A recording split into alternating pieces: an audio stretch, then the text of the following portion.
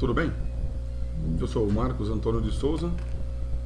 Hoje é dia 14 de fevereiro de 2021.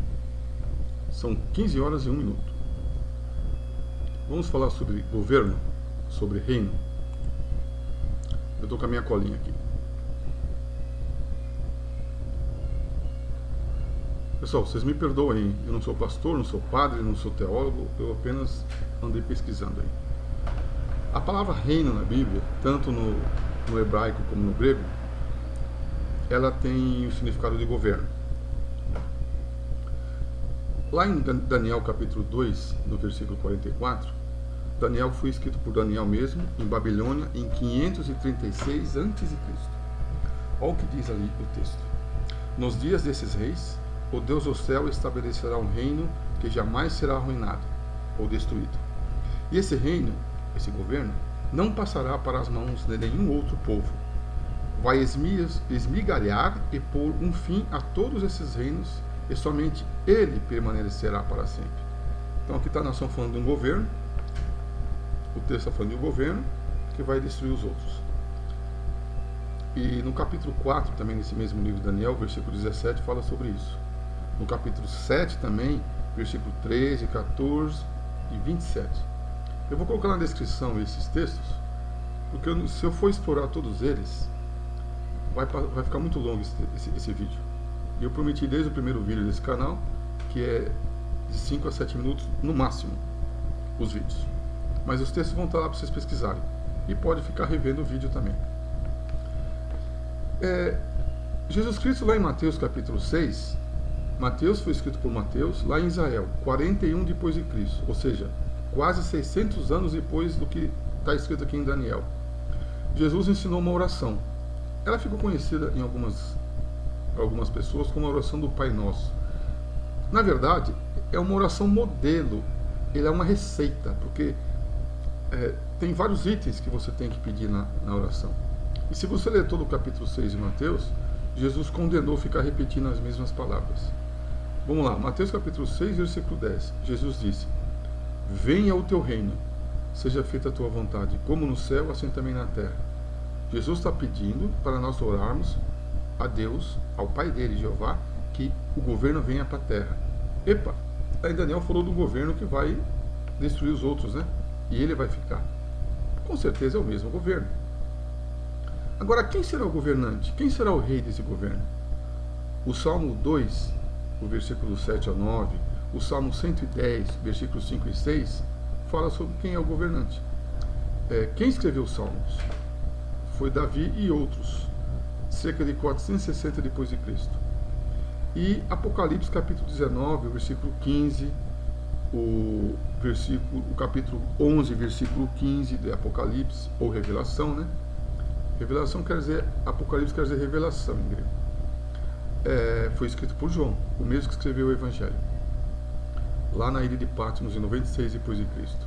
Eu citei aqui o capítulo 11, versículo 15. Olha o que diz: o sétimo anjo tocou a sua trombeta e houve vozes altas no céu, dizendo: o reino do mundo se tornou o reino do nosso Senhor e do seu Cristo, e ele reinará para todo sempre. Jesus Cristo será o rei desse governo. Lá em 1 Crônicas também, capítulo 29, versículo 11, também fala sobre isso. 1 Crônicas foi escrito em 460 depois de escrito lá em Jerusalém, pelo escritor Esdra. Salmo 145, versículo 13, o que diz esse texto? Teu reinado é um reinado eterno, e teu domínio dura por todas as gerações. Lucas capítulo 1, versículo 31 a 33. Quem escreveu Lucas é o mesmo que escreveu Atos dos Apóstolos, né? Ele era médico. No caso do Evangelho de Lucas, foi escrito em Cesareia em 56 depois de Cristo. O que diz o capítulo 1, versículos 31 a 33? E agora ficará grávida, no caso Maria, né? E dará à luz um filho, e deve lhe dar o nome de Jesus. Ele será grande e será chamado Filho do Altíssimo, e Jeová Deus lhe dará o trono de Davi, seu pai. Ele será rei sobre a casa de Jacó para sempre, e não haverá fim do seu reino. Tá vendo? Tem a ver com Mateus capítulo 6, com Daniel capítulo 2. Gálatas capítulo 4, versículo 4 também. Quem escreveu Gálatas foi Paulo, tá? lá em Corinto, em 50 depois de Cristo. Olha o que diz, capítulo 4, versículo 4.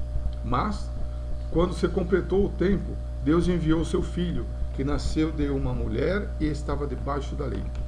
Debaixo da lei porque ele era judeu, né? Então, por um momento lá, ele tinha que cumprir a lei judaica.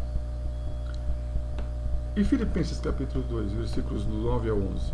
É o mesmo escritor de Gálatas, Paulo. Aqui foi escrito em Roma em 60 depois de Cristo. Olha o que diz o texto. Por essa razão, Deus o enalteceu a uma posição superior.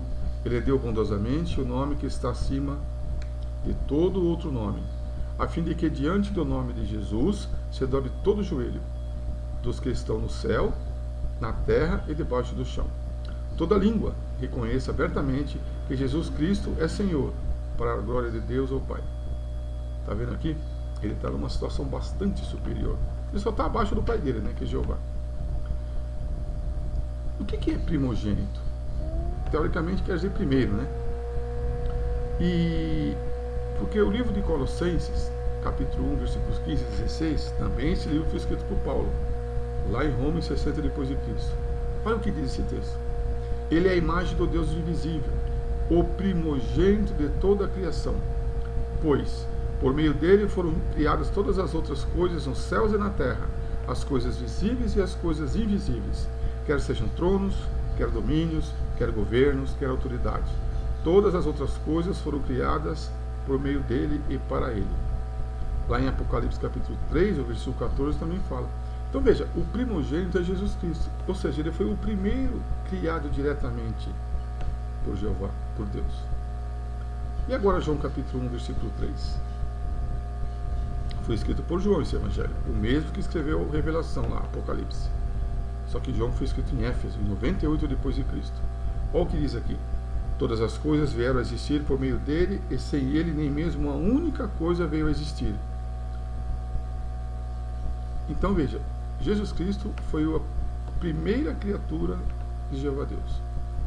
Em Hebreus capítulo 1, versículo 2, de novo Paulo fala o quê?